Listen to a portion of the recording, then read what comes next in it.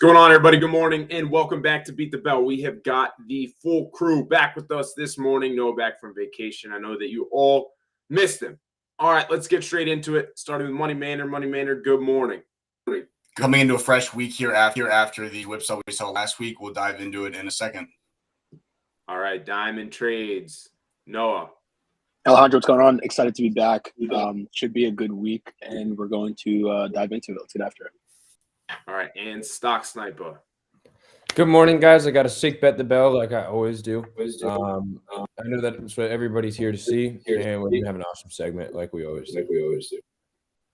All right, guys, let's dive straight into Fed forecast and economic calendar.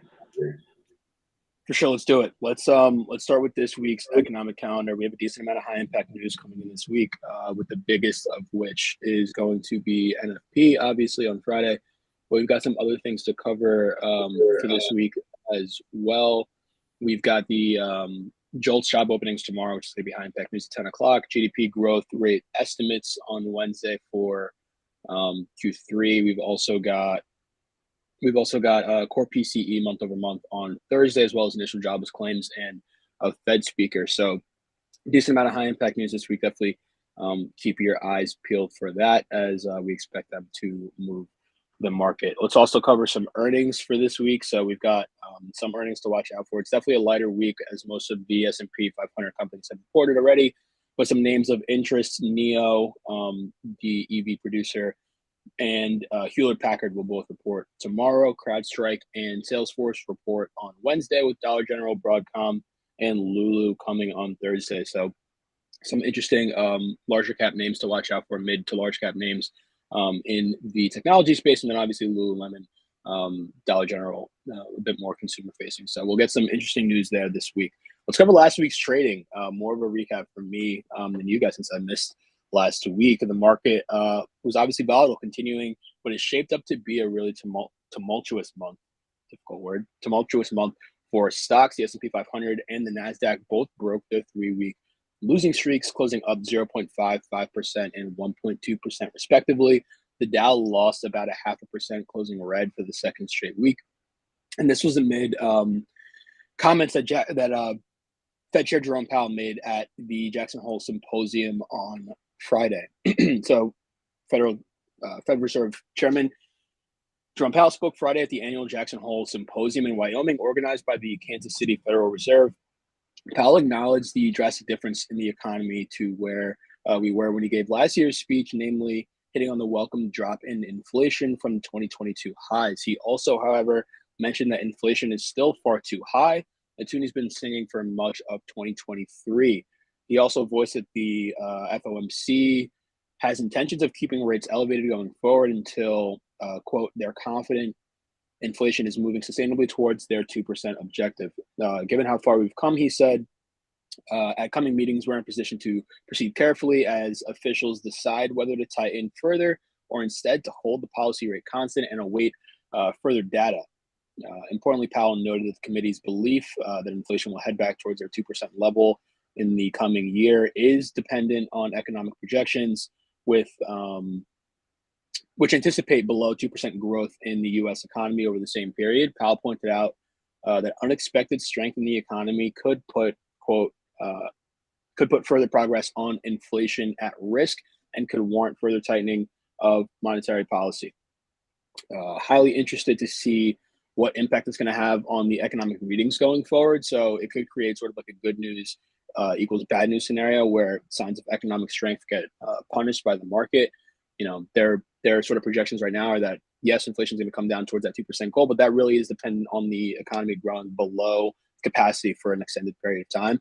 And so if we are to see the economy really sort of buck that trend and to grow above expectations over the next several months, half a year, full year, that is going to put that belief that, or that projection at least, that inflation is going to come down to the 2% target. That's going to put that at risk. That's something that we're going to watch out for going forward.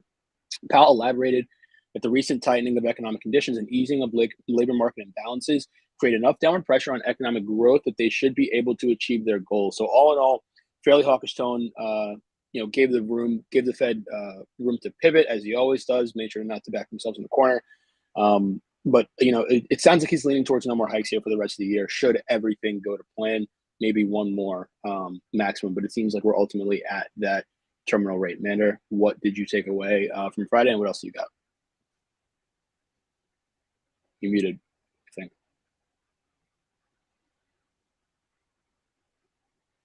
Maybe I just can't hear you. Go ahead. Yeah, no, none of us can hear you, so. My bad.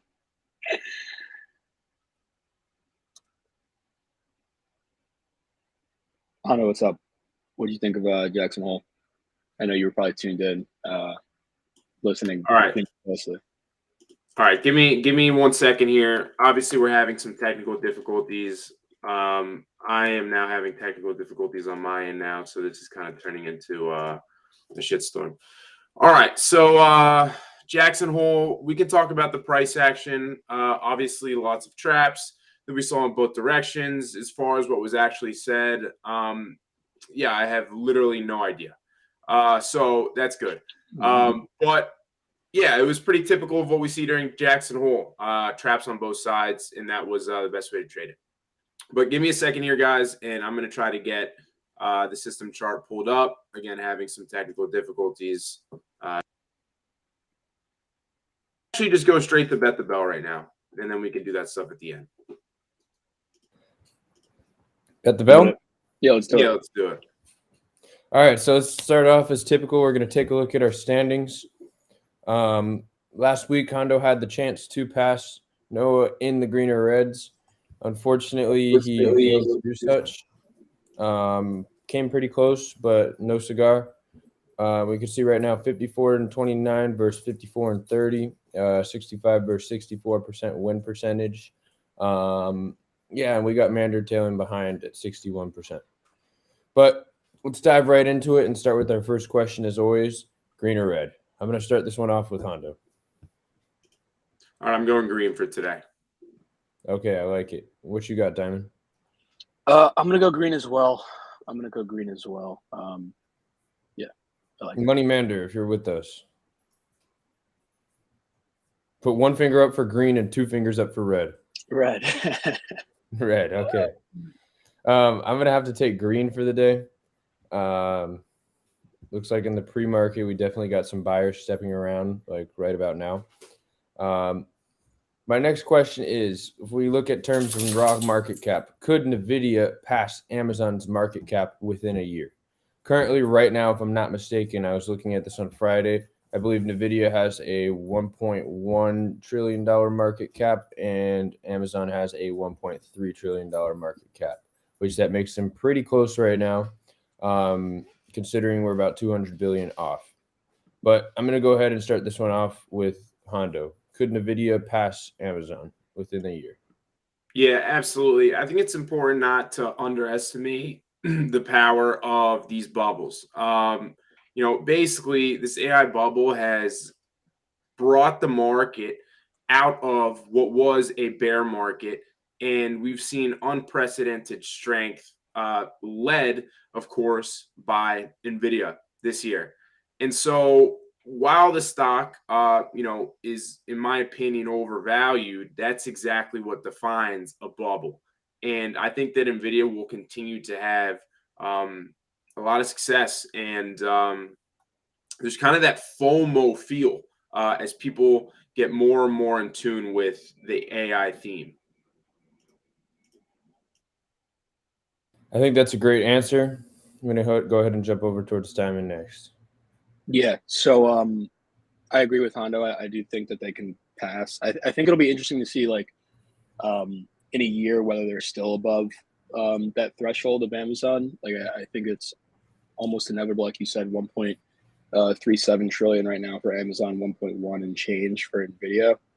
So they're pretty close. So that's even like inevitable that they'll pass at some point. But it'll be interesting to see if they can stay there and sort of remain there. I think that a good analogy that I heard from investor Chamath Palihapitiya, that he was talking about the whole AI sort of movement and particularly the reaction to the stock price of NVIDIA.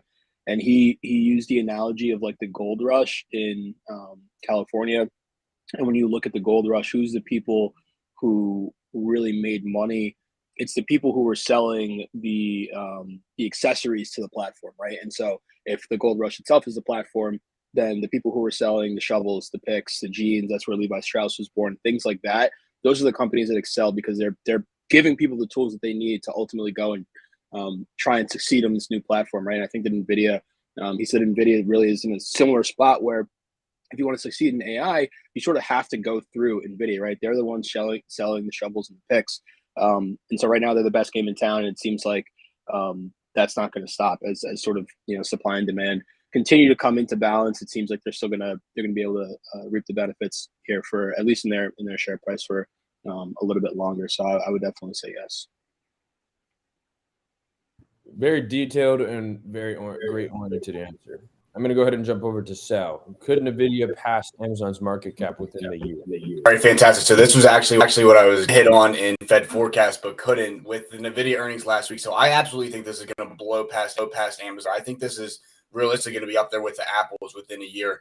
Obviously, a lot of that forward green priced in, but so far, what every single quarter we get, they're continually raising guidance moving forward and beating on that guidance. So revenue last week just came in up 100% year over year. EPS came in up 429% year over year. And this is after they just up the last quarter. If you remember the massive 20% we saw, it was because the CEO guided up like 50% on their forward guidance moving forward. And then they still had at 13.5 billion and then guided up yet again for 16 billion in this current. So I think obviously a forward growth is getting priced into the multiple that it trades at.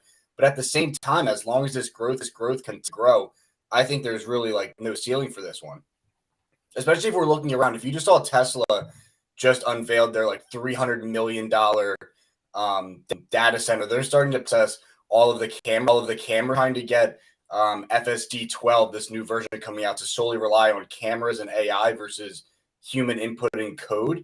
So I think really like the more you look around the sector, really the whole technology space in general, everyone is, even cars, everything is going AI, and NVIDIA is the only one is chip to be able to process it. So I think this blows past really almost everything in the year. I got to be honest, my left ear just sent a message to my right ear saying, please kill me now. I'm going to ask my next follow-up question on this question. There's a little sub-question on this. Could NVIDIA pass Amazon's market cap within a year? Was Kramer right this whole time, guys? I'm going to start this out with Diamond. Well, what was his what does he write about? I'm confused. Dude, he's got a dog named NVIDIA. Oh. The biggest NVIDIA advocate on TV. Yeah, I mean, I want to see his cost basis. I mean, what does being right mean? Like, right? Like, I would want to see, I mean, how much does he own? And XYZ, you can say whatever you want on TV, name your dog whatever you want. If you didn't buy the stock, nobody cares. So, I don't know, how much he's up in his NVIDIA position. If he has an NVIDIA position, how big it is. I would have to see all those to determine whether or not he was right. Because, I mean, we say shit up here all the time. Like, I'm sure we could go back and find a clip of me talking about NVIDIA being sick at some point. So I'm not impressed. Need to see more from Kramer. Hondo, what do you think? Yeah, I think that a lot of people were giving him a lot of shit for a really long time, so I'm happy for the guy. He does have the dog named NVIDIA, and that was the biggest joke on planet Earth when the stock was taking a shit every day for about 6 months straight. So congrats to Kramer. All I can say is I hope that he is still holding on to his position because he's notoriously pretty bad at that. Yeah. All right, Sal, I'm going to ask you a thumbs up if you think. All right, that's a thumbs up. So Kramer was right. He looks very unhappy to say such. I'm going to go ahead and jump over towards my next and final question of the day. We can see a tweet from Unusual Whales where we can see Zillow is offering a 1% down payment to lure struggling home buyers. Now, my question for you guys is this a game changer or is this cheese inside of a mousetrap? Now, we have seen the 1% project in Dubai. I believe that started off in the early 2000s, massive success there. Pretty much the way it would work was a 1% down payment along with 1% paid every single month for X amount of years, basically 100 months, I would guess.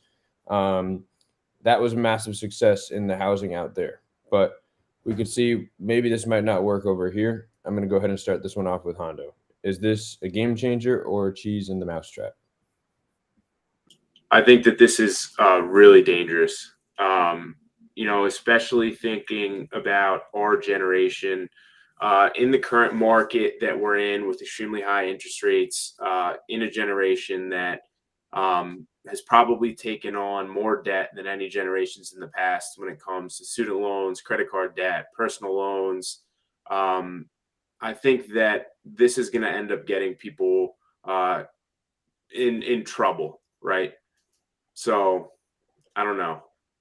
It's something I would personally be sticking away from. I think that the way to go about buying a house or purchasing a home is you do it when you're ready.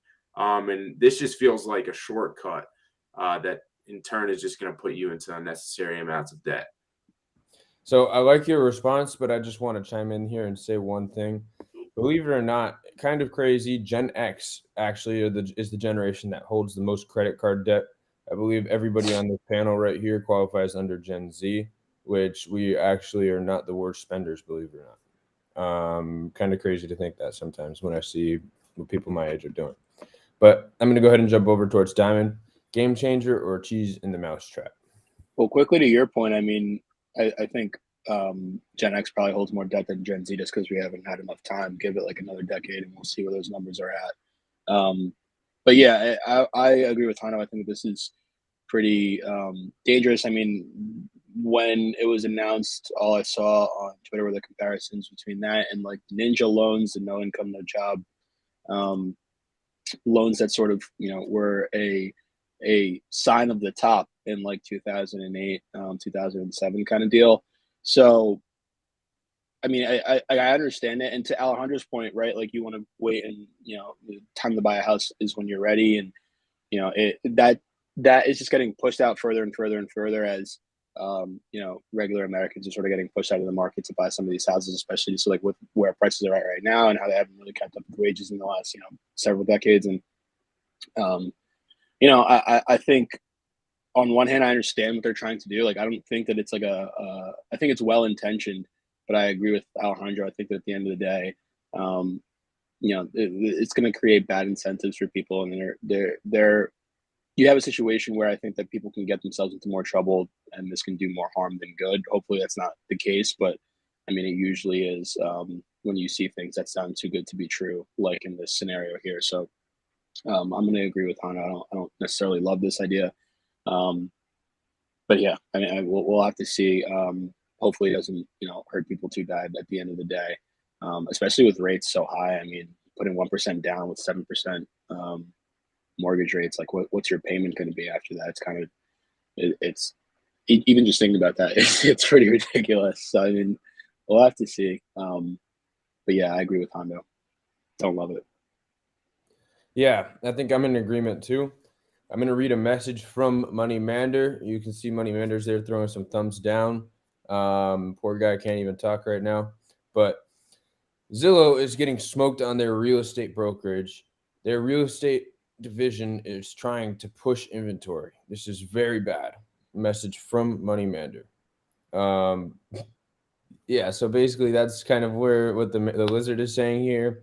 In my opinion, yeah, I think this is a trap. I think that this could be maybe not quite as much or similar to 2008, but this could result in another housing crisis where people cannot afford to get out of their houses when they want to a couple of years down the line from now.